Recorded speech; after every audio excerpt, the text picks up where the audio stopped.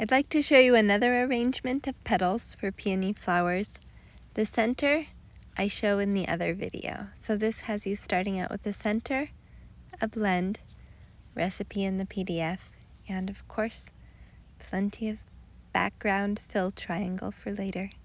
So this is the drawing that I showed in the other video. This time, the petals will go out.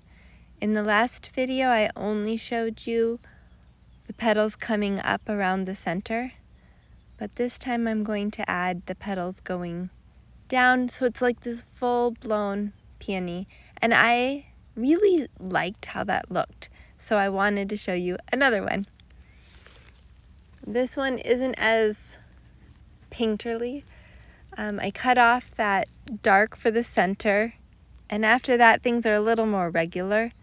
I still press lines into the petals to make them all wavy and to have that color come through.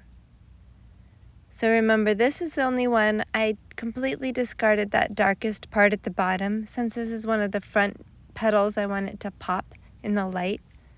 So it has some gradient for sure, but not the darkest. Gather those lines together. Those lines really create a feeling of depth and direction to the petals. I've also added, I want the top of that to be a little wavy. So when that color combines with the color for the center, what will be left over, or the visual effect will be that bottom petal is wavy. I don't want it, see I've left a space. I don't want that to cover the yellow in the center, just kind of on the sides there where it's already dark color. See how that works? So now that we have the center, we build everything around that. I like to keep the center small. And just like the other peony, you don't have to worry about running out of blend, but this is a different technique to ensure that you don't run out of blend. So any size, teeny tiny, great big, the idea is to take as much blend as you have and just keep working with the sizes until it fits all the way around. Got the top, the bottom, and then there'll be two side petals that we do something fancy with the side petals, same as we did in the other video. But this is where, all the dark goes towards the center because some of the petals are facing up and some of the petals are facing down. And here are our side petals. And those are the ones that I'm going to do a little switching with. But first I'll show you the top and the bottom. We'll just divide those into petals, and the petals have lines through them. You can get as varied and as painterly as you'd like with this, but we've already set out the amount we need, so we know we'll have enough and the right size and everything. And at some point, so the petals have lines through them, but at some point I'd like to separate individual petals. So here I'm pulling the dark down. That'll separate. That has dark all the way pulled into it. So I'll press that down to make sure that whole dark becomes the side. And I'll do the opposite. Now I'm going to pull the light down through the dark. Just trying to find different ways to make the petals look like they're overlapping, but that they're definitely separate petals. So when I do that again, I want to press it so that the white now is the side. So when I put white against, or the light against dark, it'll make a clear separation and look like one petal is in front of the other one. Okay, so yeah, actually these are the top petals. And I'm pinching that there so that it sets nicely on that center we've already made. Now for the side petals. This is exactly from the other video, but I want to show it again. The side petals show both sides of the petal. So the underneath side is folding over and it makes it look three-dimensional, which is super cool.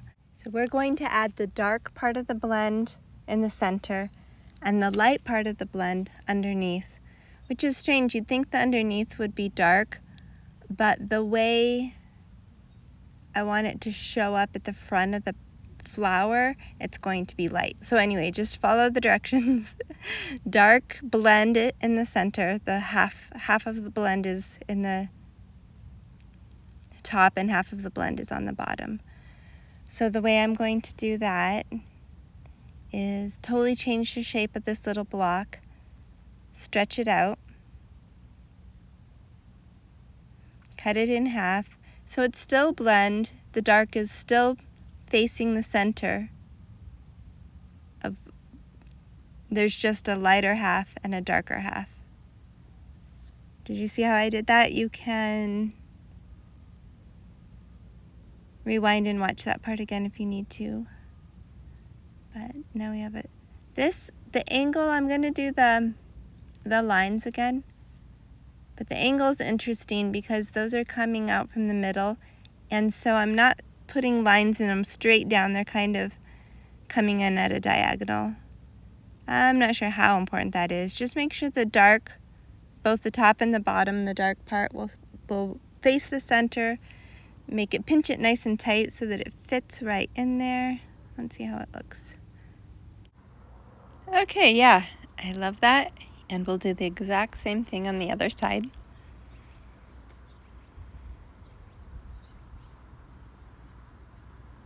Can you see the dimension and the flower starting to take shape? Now for the bottom petals, exact same thing as the top petals. And again, fits perfectly. We have the exact amount of clay that we need. Now we just need to put lines and separate the petals. See, it goes dark out to light.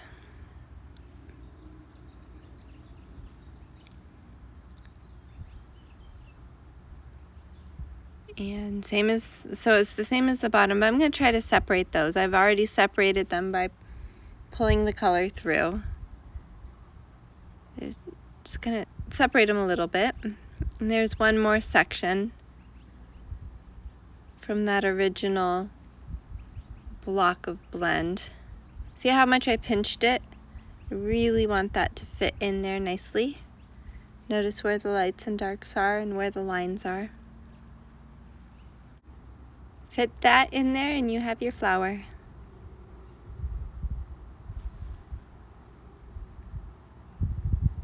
Now we just need to fill in the background.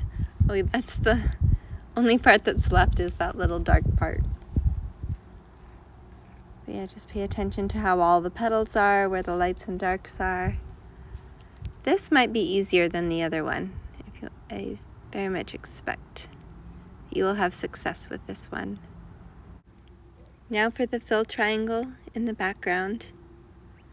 Really focus on the shape of the negative space around the petals. I'm pinching the top of the triangle. It's curved. See, it's curved between my finger and my thumb, and it's really flush with the work surface, really sharp corners that will wrap around the petals.